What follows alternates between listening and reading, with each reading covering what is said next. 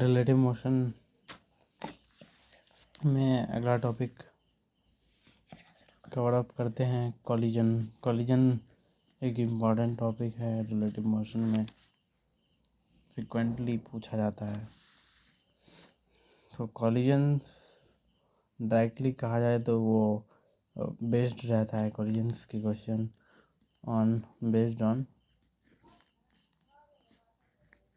Generally collision का study हम करेंगे सेंटर ऑफ मास में, लेकिन इसमें भी कॉलिजन आते हैं। इसमें कुछ अच्छे क्वेश्चंस कॉलिजन के पूछे जा चुके हैं। जेईई एडवांस में भी एक क्वेश्चन प्रीवियस ईयर्स में पूछा गया है कॉलिजन के बेसिस पे। तो बेस्ड ऑन कॉलिजन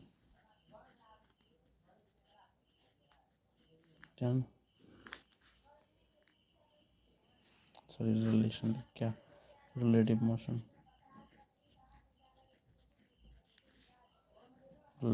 में हम कॉलिजन करने वाले हैं।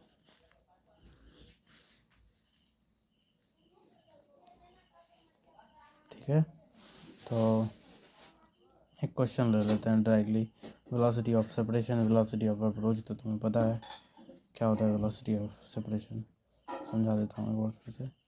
अगर दो पार्टिकल, ठीक है, दो पार्टिकल्स के बीच का सिंपल सा फंडा समझो कि बीच का डिस्टेंस बढ़ रहा है, ये समझ के रखो। डिस्टेंस अगर बढ़ रहा है तो वो सेपरेट हो रहे हैं, एक दूसरे से दूर जा रहे हैं। ठीक है, मतलब अगर मैथमेटिकल कंडीशन में कहा जाए तो u ग्रेटर देन v, अगर इसी जगह पे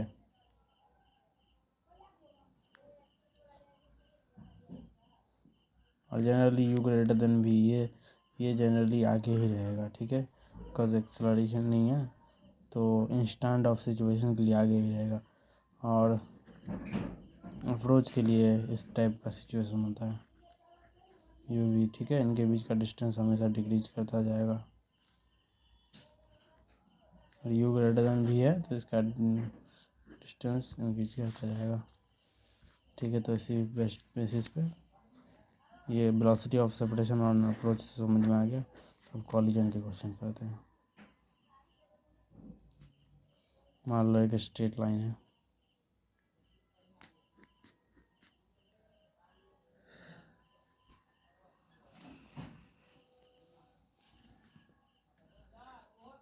v1 वेलोसिटी से और ये v2 वेलोसिटी से। ये एंगल θ1 है, ये θ2 है।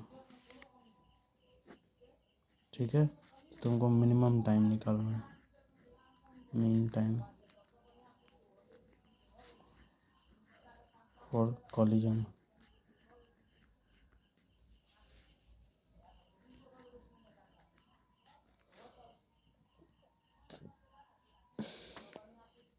ठीक है, पॉज करो और ट्राई करो। मिनिमम टाइम फॉर कॉलिजन, ये क्वेश्चन को पॉज करें और ट्राई करें और कमेंट में इसका आंसर बताएं, आंसर लिखें। ठीक है, अगर आंसर सही हो तो खुद के कमेंट को खुद लाइक कर लीजिए और मैं भी लाइक करूँगा।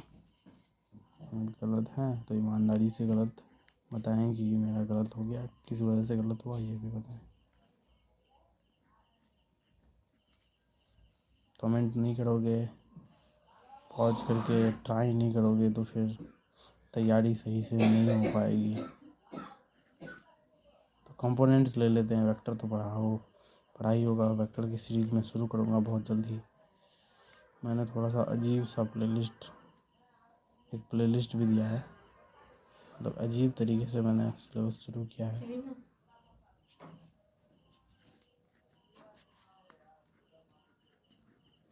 उनके बीच का डिस्टेंस मान लिया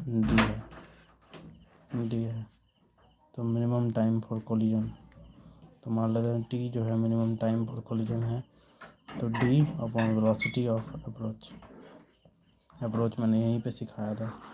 क्या हो गया, ये डिस्टेंस डिक्रीज करता है, तो यहाँ भी क्या हो रहा है, डिस्टेंस डिक्रीज हो रहा है। अप्रोच जैसे जैसे टाइम बढ़ रहा है वैसे वैसे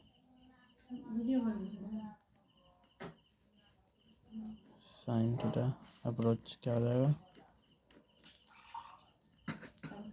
v1 theta 1 minus v2 sine theta 2 v1 sine theta 1 plus v2 sine theta 2। ठीक है, तो ये वेलोसिटी ऑफ अप्रोच हो गई। तो मैं कल से वेक्टर की सीरीज शुरू करने वाला हूँ, वेक्टर जो कि बहुत ज़्यादा इम्पोर्टेंट है। तो ये क्वेश्चन बना दिया, तुमने अगर ट्राई कर लिया, सही से बना लिया तो कमेंट में लिखना। जिस वीडियो अगर जिसका सही होगा उसको मैं लाइक ठोकूँगा।